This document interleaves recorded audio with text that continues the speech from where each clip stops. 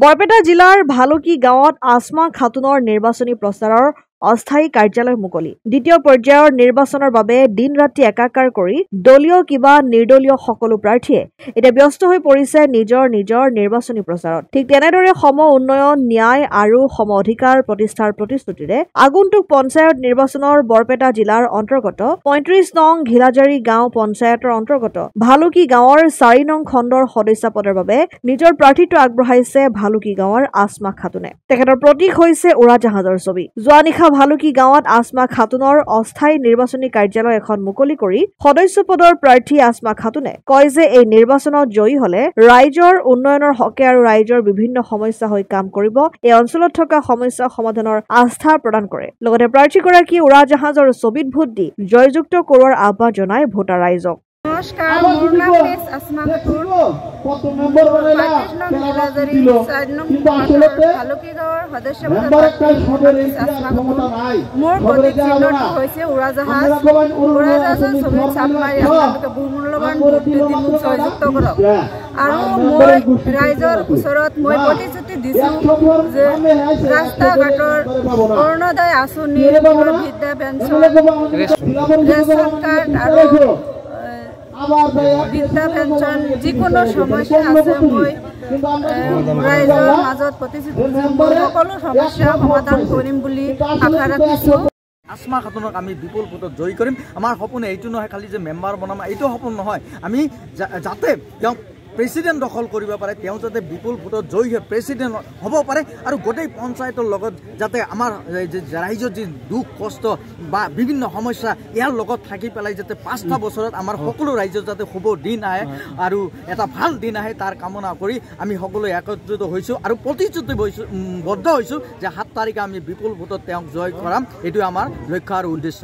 মই ধন্যবাদ জনাইছোঁ আমাৰ আসমা খাতুন ডাঙৰীয়ানী, তেওঁ যে আজি এই নিৰ্বাচনত তেওঁ প্ৰতিদ্বন্দ্বী কৰিব। কাৰণ আমি ৰাইজে সদায় বিচাৰোঁ যে এজন শিক্ষিত বা এডুকেটেড পাৰ্চন তেওঁ মেম্বাৰ হওক বা ইলেকশ্যন খেলিব লাগে। আজি আমি এই পঞ্চায়তত আমি খুবেই আনন্দিত, আমাৰ ৰাইজ ইতিমধ্যে একগোট হৈছে যে আসমা খাতুন এজন শিক্ষিত, ভদ্ৰ আৰু সমাজৰ লগত জড়িত ব্যক্তি আৰু তেওঁৰ হাজবেণ্ড সদায় বিজনেছৰ লগত জড়িত, তেওঁ হাজাৰ হাজাৰ মানুহৰ লগত তেওঁ ব্যৱসায়ৰ লগত জড়িত।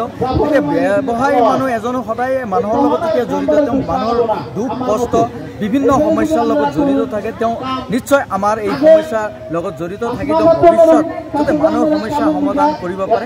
ইতিমধ্যে তেওঁ আমাৰ আসমা খাতুনে কৈছে ৰাইজৰ লগত জানে যে ৰাস্তা ঘাটৰ সমস্যা, তেওঁলোকৰ ঘৰৰ সমস্যা, তেওঁলোকৰ লেট্ৰিন নাই, জব কাৰ্ডৰ সমস্যা, আজি বিভিন্ন ধৰণৰ আঁচনি যেনেকৈ চৰকাৰে ইতিমধ্যে দিছে যে যিসকল ব্যক্তিয়ে অৰুণোদয় আঁচনি পোৱা নাই বা বিশেষকৈ মহিলাসকল, যিসকল মহিলাসকল বৃদ্ধ হৈ আছে, তেওঁলোকে কোনো ধৰণৰ বৃদ্ধ পেঞ্চন নাপায় বা কিছুমান মহিলাই হঠাৎ মানে বিধৱা হৈ যায়, তেওঁলোকৰ আজি চৰকাৰে বিভিন্ন ধৰণৰ স্কিম দিছে, বিধৱা পেঞ্চন।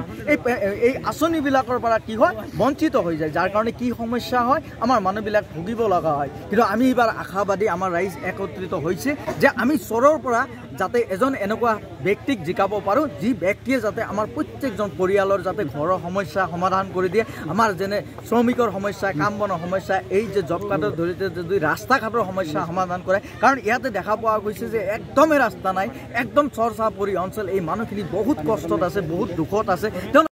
অসম আদিত্য, বৰপেটা।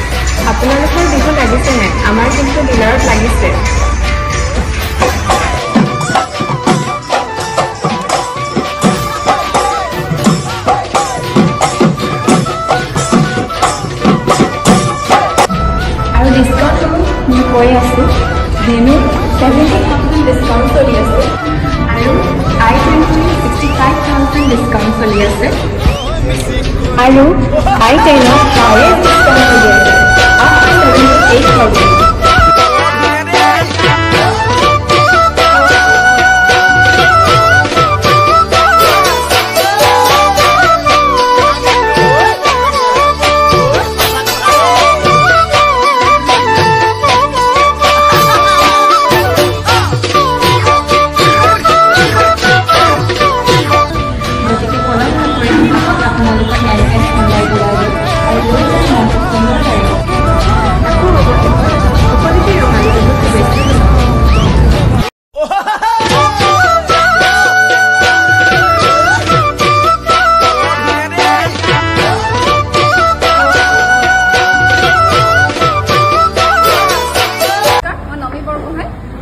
অসমবাসী ৰাইজক NKS Hero ডিব্ৰুগড় তৰফৰ আগন্তুক ৰঙালী বিহু বিয়া হোৱাৰ শুভেচ্ছা জ্ঞাপন কৰিলোঁ।